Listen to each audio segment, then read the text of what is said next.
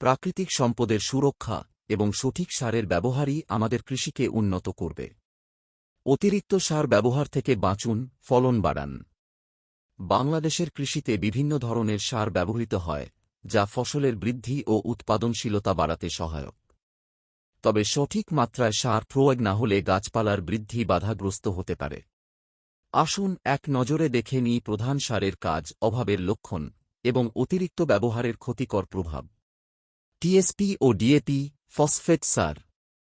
TSP triple super phosphate এবং DAP diammonium phosphate.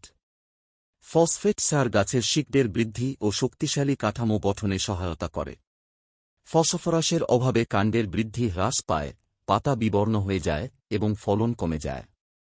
আবার অতিরিক্ত ফসফরাস প্রয়োগে গাছের অকাল পরিপক্কতা দেখা দেয় এবং ফলন কমে যায়। ঘাটতির লক্ষণ: ফসফরাসের অভাবে শিকড় ও কাণ্ডের বৃদ্ধি কমে যায়, পাতার রং পরিবর্তিত হয়ে নীলাভ সবুজ হয়ে যায় এবং ফুল ফল উৎপাদন কমে যায়। অতিরিক্ত প্রয়োগের ফলাফল: বেশি ফসফেট প্রয়োগ করলে গাছের বৃদ্ধি কমে যায় এবং অকাল পরিপক্কতা দেখা দেয়।